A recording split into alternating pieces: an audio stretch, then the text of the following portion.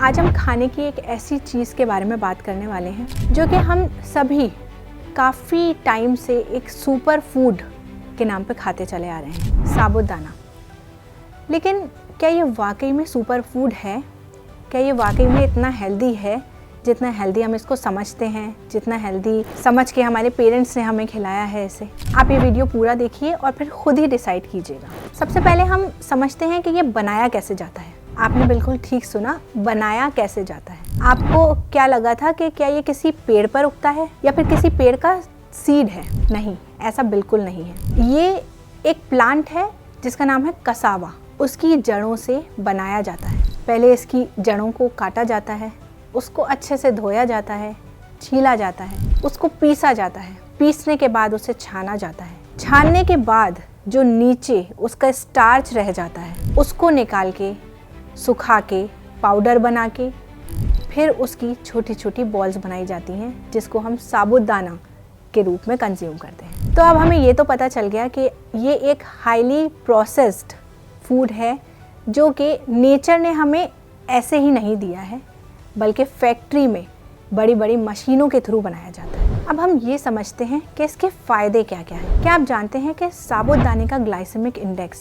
80 से 90 के बीच का होता है, जो कि वाइट ब्रेड और चीनी से भी ज़्यादा है। अगर हम इसको खाएंगे तो हमारे ब्लड शुगर लेवल्स बहुत ही हाई हो सकते हैं और जिन लोगों को डायबिटीज़ है उनको तो ये बिल्कुल अवॉइड करना चाहिए।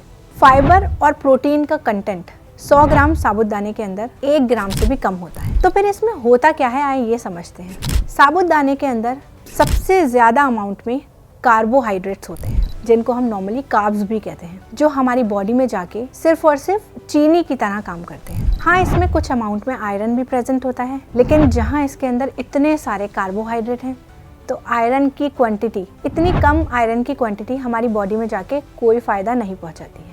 मैं ये नहीं कह रही हूँ कि साबूदाने को बिल्कुल खाना ही नहीं है। इसके काफ़ी सारे फ़ायदे भी होते हैं।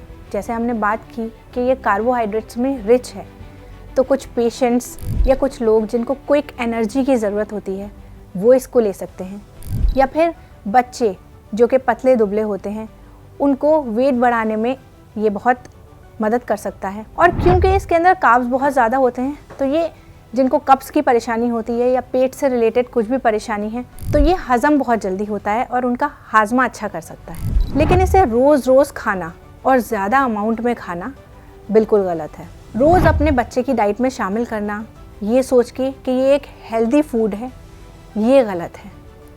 अगर आप अपने बच्चे की डाइट में या अपनी डाइट में इसको शामिल करना चाहते हैं तो बहुत ही स्मार्टली इसको प्रोटीन के साथ या फिर किसी भी वेजिटेबल्स के साथ या फाइबर रिच फूड के साथ पेयर अप करके खा सकते हैं, ताकि इसकी न्यूट्रिटिव वैल्यू और भी ज़्यादा बढ़ सके। और जितने भी फ्राइड स्नैक्स साबूदाने के बने हुए होते हैं, जैसे पकौड़े या पापड़, इन सबको जितना हद तक हो सके अवॉइड करना चाहिए। तो मैं उम्मीद करती हूँ कि अब आप सब लोग समझ ही गए होंगे कि साबूदाना हेल्दी साइड पे है या बॉडी में जाके नुकसान करता है। तो आप इसको स्मार्टली कंज्यूम करें और हेल्दी रहें।